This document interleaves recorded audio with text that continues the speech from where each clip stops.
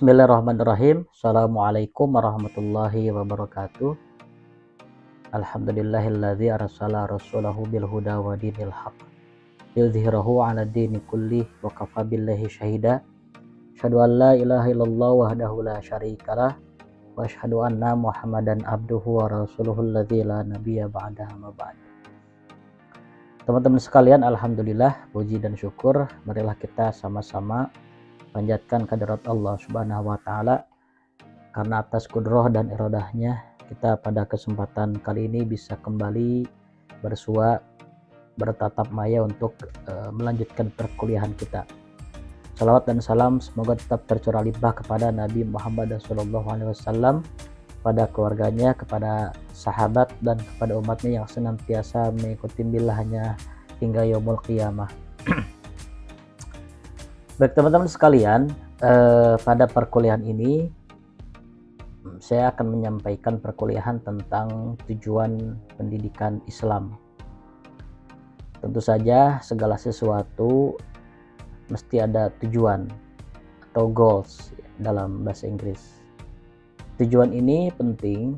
Kenapa? Karena bisa menentukan program. Jika tujuannya B, maka program yang mesti diimplementasikan, direncanakan, dilaksanakan itu harus mengacu kepada tujuan.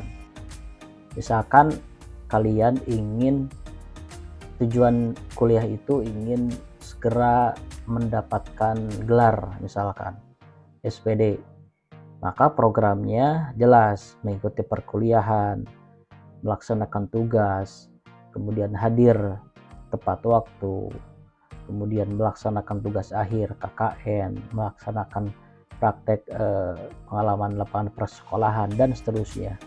Itu dilakukan, itu dilaksanakan dari program-program itu, maka insya Allah tujuan akan tercapai. Dan besarnya tujuan itu tentu akan mempengaruhi mempengaruhi program. Begitupun sebaliknya. Maka penting sekali kita bisa mendefinisikan tujuan sesuai dengan konteksnya begitu. Nah, menurut Asy-Syaibani dalam bukunya Falsafah Tarbiyah Al-Islamiyah, Syaibani ini nama lengkapnya adalah Umar Tumus Syaiban. Nah, beliau kemudian mendefinisikan tujuan dengan perubahan yang ingin direalisasikan pada praktik pendidikan. Berarti ini langsung kepada tujuan pendidikan. Baik perubahan tingkah laku individu, kehidupan masyarakat, dan lingkungan sekitar, maupun perubahan yang ditujukan pada praktik pendidikan dan pembelajaran itu sendiri. Jadi tujuan ini identik dengan perubahan. Perubahan apa? Perubahan yang melibatkan individu, melibatkan masyarakat, bangsa, dan negara secara lebih luas. Dalam hal ini, individu artinya peserta didik karena tujuan pendidikan. Ada perubahan, mesti ada perubahan. Tentu saja yang namanya berubah itu harus identik perubahan yang baik menjadi lebih baik begitu. Perubahan yang lebih baik menjadi sangat baik, dan seterusnya. Dan biasanya ini berkaitan dengan tantangan, berkaitan dengan hambatan, berkaitan dengan peluang, kekuatan, dan kelemahan kita. Begitu. Dalam menganalisa sebuah tantangan, begitu, atau dalam istilahnya kita membaca sebuah program begitu, maka kita mesti menganalisa kira-kira perubahan apa yang ingin dicapai. Nah, untuk merubah itu kita mesti melihat satu, peluangnya bagaimana, kemudian tantangannya apa, kelebihan kita apa, kelemahan kita apa begitu. Kalau misalkan dalam pembelajaran kalian nanti sebagai guru ingin merubah tingkah laku anak, maka lihat kira-kira anak itu kelemahannya apa, anak itu kelebihannya apa, kira-kira tantangan di sekitarnya bagaimana, dan hambatannya apa. Nah, itu perlu menjadi salah satu pegangan kita dalam membuat program untuk mencapai tujuan itu. Apalagi sekupnya yang lebih luas. Sekupnya misalkan masyarakat, sekupnya lingkungan sekitar, bangsa maupun negara. Nah, dalam konteks ini yang mesti dirubah paradigmanya adalah paradigma tentang pendidikan, khususnya bagaimana pembelajaran itu. Nah, teman-teman sekalian, setidaknya menurut Asy-Syaibani ada 3 tujuan pokok ya kaitan dengan pendidikan Islam. Yang pertama adalah tujuan individual. Tujuan individual ini yang berkaitan dengan pribadi peserta didik. Di antaranya yang berkaitan dengan perubahan perilaku peserta didik, perubahan aktivitas, perubahan etika, kemudian pengembangan kepribadian, serta persiapan yang dibutuhkan untuk kehidupan dunia dan akhirat.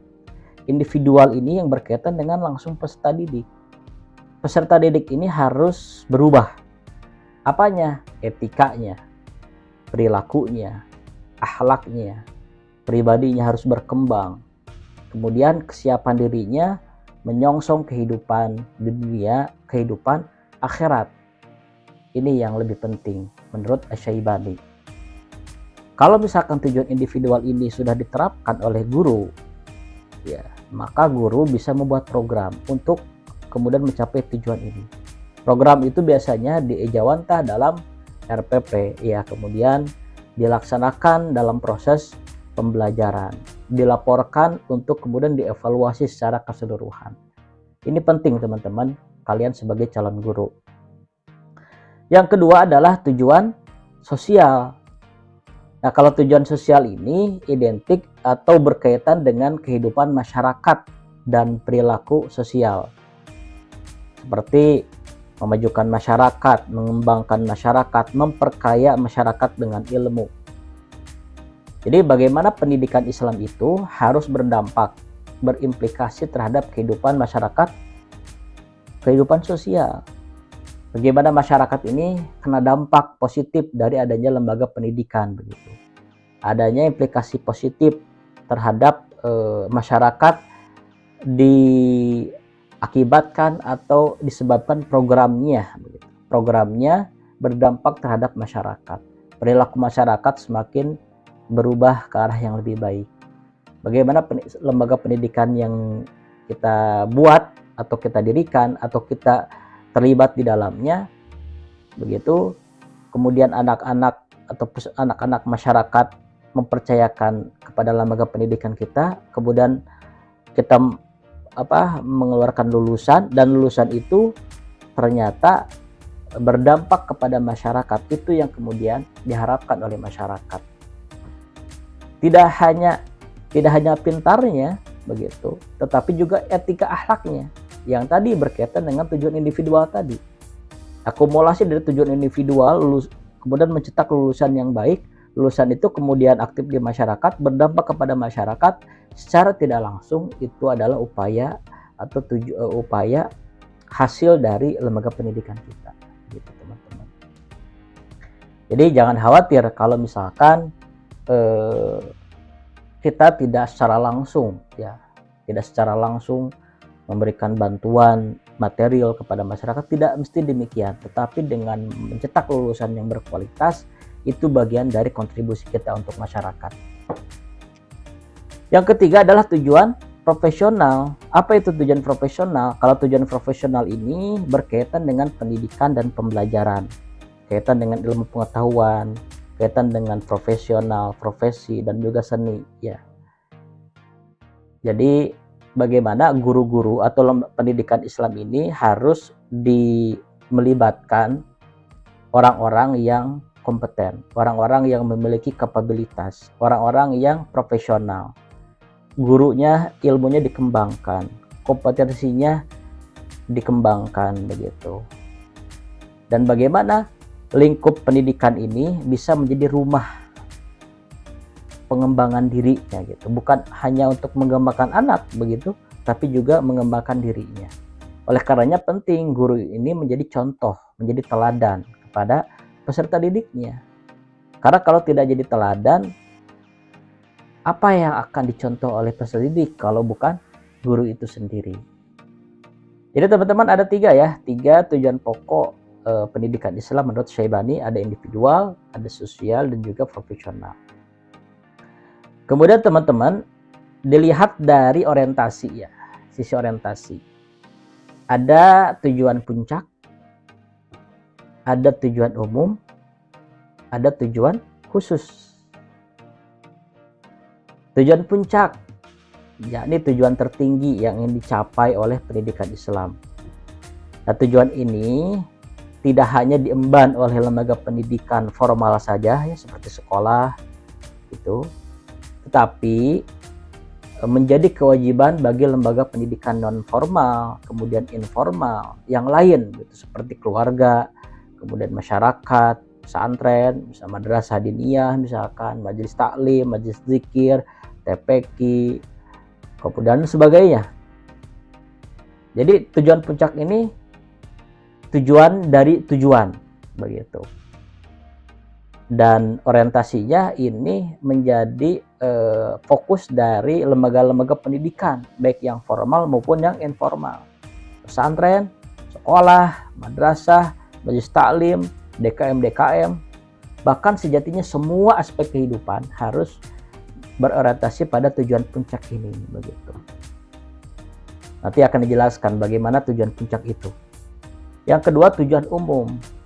Nah, kalau tujuan umum ini tujuan yang sifatnya umum ya. Ini biasanya lembaga sekolah ini punya tujuan umumnya apa. Yang formal maupun informal pasti memiliki tujuan umum. Sementara kalau tujuan khusus ini, tujuan khusus dari pendidikan Islam ini merupakan elaborasi dari tujuan umum. Jadi masing-masing tujuan umum itu dielaborasi oleh tujuan yang lebih spesifik begitu. Jadi tiga ya teman-teman, ada tujuan puncak, tujuan umum, dan tujuan khusus. Tujuan puncak ini tadi tidak hanya menjadi tujuan lembaga pendidikan formal saja, tetapi pendidikan non formal, informal pun harus berorientasi pada tujuan puncak begitu. Lantas apa tujuan puncak dari pendidikan Islam? Yang pertama adalah aktualisasi diri atau tahqiq an-nafs. Nah, teman-teman, kaitan dengan ini Islam memandang manusia itu terdiri dari roh ya, ada ruh, ada akal, ada jasad. Jadi tiga aspek atau komponen yang ada dalam diri manusia. Ada akal, ada ruh, ada jasad begitu. Nah, oleh karenanya aktualisasi diri dalam pendidikan Islam adalah memenuhi kebutuhan serta mengembangkan potensi ruhaniyahnya, potensi akliyahnya, potensi jasadiahnya, potensi ruh, potensi akal, potensi jasad, kemudian dikembangkan oleh pendidikan Islam. Jadi aktualisasi diri itu yang berkaitan dengan tadi. Akal manusia itu kan luar biasa. Salah satu pembeda, salah satu keistimewaan ya, keistimewaan dari pendidikan Islam itu adalah memperhatikan akal. Karena memang manusia beda dengan makhluk yang lain. Makhluk yang lain tidak diberi akal, hanya manusia yang diberi akal. Manusia pun kemudian diberikan ruh ya. Ada sebuah ungkapan bahwa manusia itu adalah makhluk paradoksal ya. Paradoksal itu satu sisi manusia itu rendah, satu sisi manusia itu mulia. Rendah itu dilambangkan dengan manusia diciptakan dari tanah. Tanah itu posisinya di bawah, perlambang rendah. Karena manusia itu bisa saja derajatnya rendah apabila lebih dominan ke bawah, lebih dominan ke hawa nafsu, lebih dominan syahwat begitu. Manusia juga bisa pada derajat kemuliaan apabila digunakan hati nurani, digunakan akalnya. Perlambangnya adalah ruh, dari atas kan ruh itu ditiupkan. Jadi untuk mengangkat derajat manusia. Paradoks memang. Makanya iman itu kadang bertambah, kadang berkurang. Iman itu bertambah dengan melaksanakan ketakwaan begitu, berkurang karena kemaksiatan. Nah, potensi-potensi ini mesti dikembangkan oleh pendidikan Islam. Yang kedua adalah di antara tujuan puncak menyiapkan warga negara yang baik. Salah satunya dengan mengembangkan paradigma cinta terhadap tanah air, hubul waton ya. Hubul waton itu ungkapan, sebetulnya bukan salah satu hadis ya. Hubul waton minal iman itu ungkapan untuk memberikan semangat bahwa cinta tanah air itu bagian dari proses aktualisasi diri, begitu ya. Cinta kepada tanah air sebetulnya tidak terbatas pada tanah airnya sendiri, melainkan juga seluruh negara yang memiliki tujuan yang sama untuk kemajuan bangsa dengan spirit nilai-nilai Islam. Cinta terhadap tanah air, cinta terhadap persaudaraan antar negara yang memiliki spirit yang sama dengan nilai-nilai Islam, begitu. Nah, yang kedua juga paradigmanya, di antara syarat menjadi warga negara yang baik itu adalah baik dalam hal beragama dan berakhlak. Nah, ini paradigma yang kedua kaitan dengan warga negara yang baik itu. Tidak melihat, tidak memandang kualifikasi seorang baik itu dengan IQ-nya tinggi, nilainya bagus, tetapi mesti diperhatikan akhlaknya. Makanya penting sekali kita memperhatikan kualitas sholatnya, kualitas akhlaknya. Tidak melulu berbicara masalah kognisi, kepintaran, ranking, IQ, kecerdasan, tetapi juga akhlak ya, kecerdasan spiritual. Sekarang kan kurikulum sudah menjurus ke sana. Ya, paradigmanya sudah menjurus ke sana. Kecerdasan itu bukan hanya kecerdasan IQ, tetapi juga spiritual dan emosional, kaitan dengan akhlak tadi. Begitu. Kemudian paradigma yang ketiga, Islam itu memperluas cakupan masyarakat dengan memasukkan lingkungan agama dan akhlak. Bahkan keduanya menjadi rujukan bagi lingkungan lainnya seperti ekonomi dan politik. Akhlak sekarang jargon tagline BUMN itu kan akhlak ya, akhlak. Akhlak ini kan bahasa Arab, bahkan banyak kita temukan dalam hadis-hadis, begitu. Innama bu'itsu liutamima makarimal akhlak. Akhlak itu berbeda dengan karakter sebetulnya, walaupun ada sedikit persamaan. Akhlak itu sumbernya Quran dan hadis. Sumbernya adalah nilai-nilai agama kalau akhlak. Kalau karakter itu sumbernya lebih kepada kemanusiaan atau humanitas, begitu. Nah, teman-teman sekalian, yang ketiga, perkembangan kepribadian yang komprehensif dan paripurna. Nah, tujuan ini dikemukakan oleh para pakar pendidikan progresivisme. Mereka membatasi tujuan puncak pendidikan Islam pada perkembangan berbagai potensi dan kemampuan intrinsik peserta didik. Intrinsik itu perkembangan kepribadian. Ada ekstrinsik yang kelihatan dari luar, ada intrinsik itu yang dari dalam, kaitan dengan spirit, semangat, giroh ya. Giroh itu semangat dari gairah ya. Motivasi itu kan dari dalam. Nah, itu mesti dikembangkan. Kalau ekstrinsik itu biasanya kelihatan dari luar, physically, begitu, kelihatan dari luar. Nah, ini mesti dikembangkan dua hal ya, mengembangkan yang ada dari dalam, intrinsik, dan juga ekstrinsik. Dan yang keempat adalah persiapan kehidupan dunia dan akhirat. Jelas ya, para pendidik muslim itu menyadari hakikat agama Islam yang mewajibkan keseimbangan antara kehidupan dunia dan akhirat. Oleh karenanya, agama Islam dan pendidikan Islam itu sama-sama bertujuan menyiapkan individu untuk kepentingan kehidupan dunia dan akhirat. Islam itu seimbang.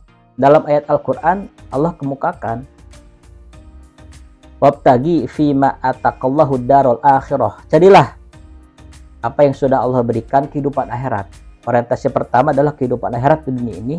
Wala tansa nasibaka minad dunya. Tetapi kamu tidak boleh melupakan kehidupan dunia kamu. Orientasi pertama adalah kehidupan akhirat, tetapi dengan tidak melupakan kehidupan dunia, harus seimbang. Jangan dominan dunia yang kita cari, akhirat dilupakan. Mestinya akhirat dulu kita kejar, dunia akan mengejar kita. Jadi ada sebuah ungkapan demikian kan. Kalau kita ingin mengejar dunia, kejarlah akhirat, begitu. Karena kalau akhirat sudah terkejar atau Kalau akhirat sudah kita usahakan, maka dunia akan menghampiri kita. Begitu. Begitupun dengan pendidikan Islam. Pendidikan Islam itu orientasinya jelas kehidupan akhirat, bukan hanya kehidupan dunia. Bukan hanya untuk keselamatan kehidupan dunia, tetapi juga kehidupan akhirat yang lebih penting. Nah, itu tujuan puncak ya. Ada aktualisasi diri, mengaktualisasikan antara jasad, ruh, pikiran, atau hati, kolbu, dan juga akal. Begitu. Kemudian menyiapkan warga negara yang baik, tadi sudah disampaikan, tidak hanya bangsa kita, tetapi bangsa yang memiliki spirit yang sama, sebangsa begitu. Kemudian pengembangan kepribadian intrinsik dari dalam dan ekstrinsik dari luar, serta persiapan kehidupan dunia dan akhirat harus seimbang. Karena paradigma dalam Islam itu harus seimbang antara kehidupan dunia dan akhirat. Selanjutnya teman-teman, ada tujuan umum pendidikan Islam. Setidaknya ada 5 menurut Muhammad Atiyah Al-Abrashi. Tujuan umumnya itu yang pertama, mencapai akhlak yang sempurna. Setidaknya akhlak yang sempurna itu mengacu kepada bagaimana pola Rasulullah SAW. Walaupun tidak mungkin 100% kita akan sama dengan Rasulullah, tetapi setidaknya kita dalam jalur atau on the track ya. Yang kedua, mempersiapkan kehidupan dunia dan akhirat. Mempersiapkan bekal kehidupan akhirat di dunia ini. Kemudian persiapan mencari rezeki dan memperhatikan aspek-aspek yang bermanfaat bagi jiwa dan raga. Rezeki itu memang mesti dicari, walaupun sudah Allah tentukan. Nah, proses mencari rezeki ini butuh potensi, butuh pengembangan potensi. Kalau hanya mengembangkan satu potensi, ya rezeki yang akan didapat pun tidak akan maksimal. Tetapi kalau kita mengembangkan berbagai potensi, maka rezeki yang didapat pun akan insya Allah maksimal. Walaupun sudah Allah kadar begitu. Tetapi Allah akan melihat bagaimana usaha manusia begitu. Jika kemudian usahanya pun sesuai dengan apa yang dipinta, didoakan, dan apa yang dilakukan begitu. Harus seimbang antara doa dan juga ikhtiar. Yang keempat adalah mengembangkan spirit ilmiah, memenuhi rasa ingin tahu, curiosity, dan memungkinkan peserta didik untuk mempelajari ilmu pengetahuan. Tidak ada dikotomisasi ilmu pengetahuan umum, ilmu pengetahuan agama sebetulnya. Sama saja, ilmu pengetahuan agama itu dan ilmu pengetahuan umum atau iptek itu sejatinya bersumber dari sumber yang sama, Al-Quran dan juga hadis. Ya, Al-Quran sudah membuat rambu secara umum. Kita tahu bahwa misalkan contoh, bumi ini awalnya satu padu, tetapi kemudian meledak. Ditemukan oleh Immanuel Kant kalau tidak salah dengan teori Big Bang ya.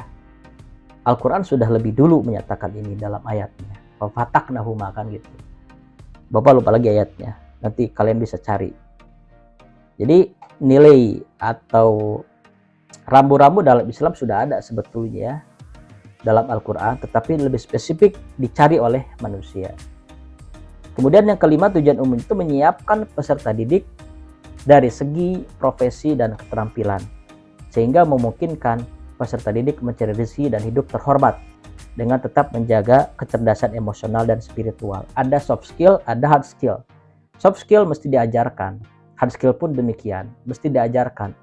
Untuk apa? Untuk bekal peserta didik dalam mencari rezeki. Ya, mencari rezeki.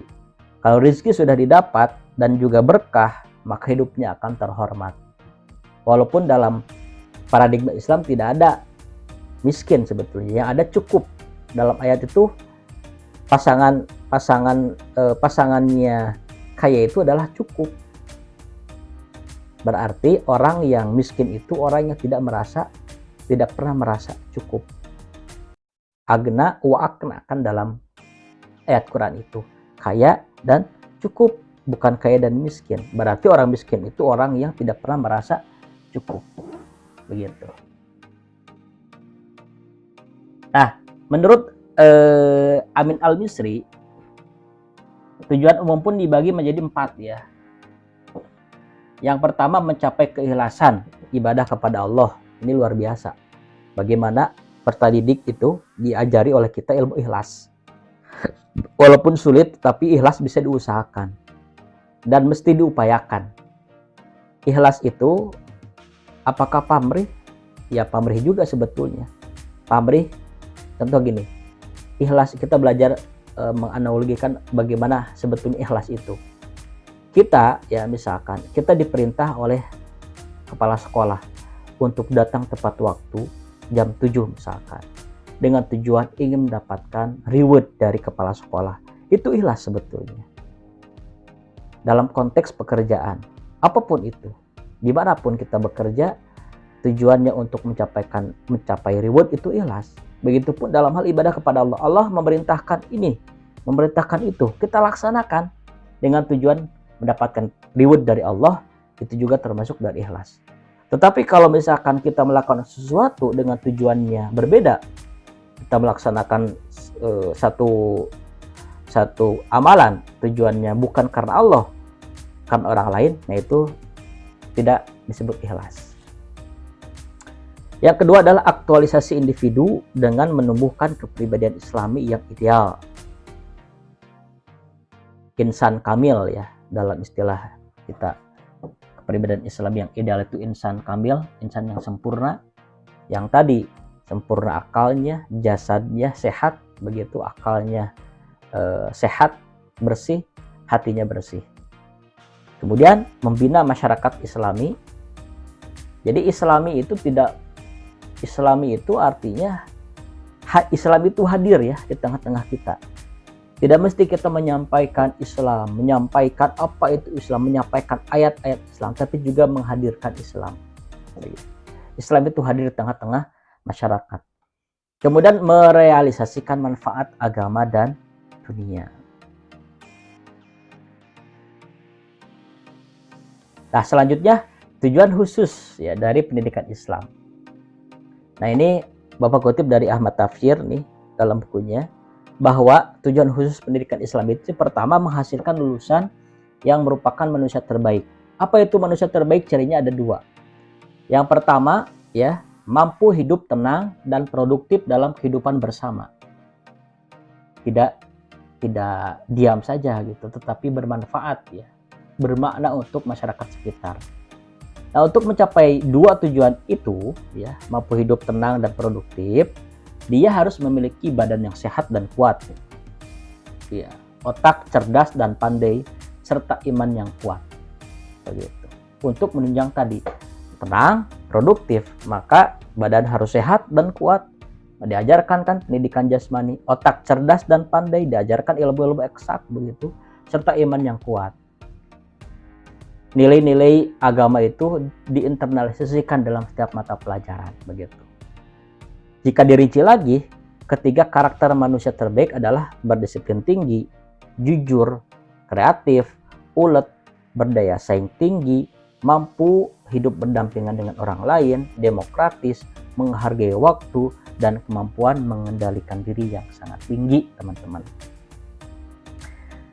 Jadi, secara garis besar bahwa tujuan puncak tergolong tujuan jangka panjang, ya. Karena realisasinya membutuhkan waktu yang cukup lama.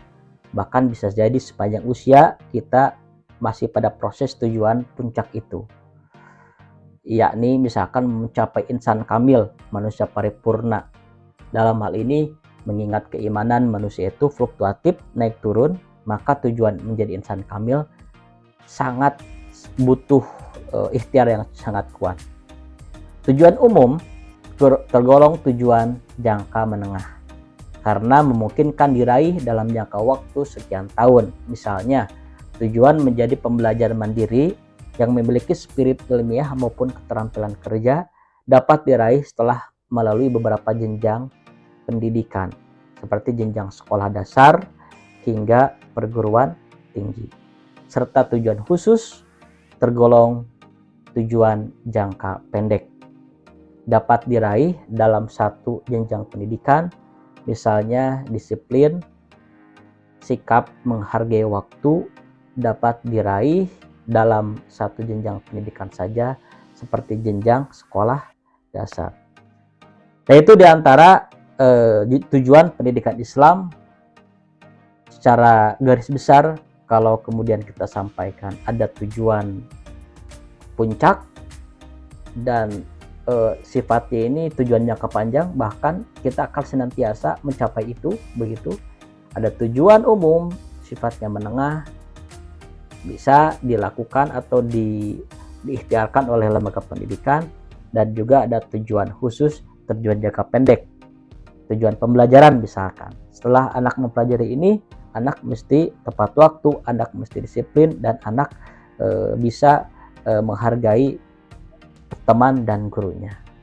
Itu saja teman-teman yang bisa saya sampaikan pada perkuliahan tentang tujuan pendidikan Islam. Mudah-mudahan bermanfaat, khususnya yang menyampaikan, umumnya yang mendengarkan. Billahi taufiq wal hidayah. Wassalamualaikum warahmatullahi wabarakatuh.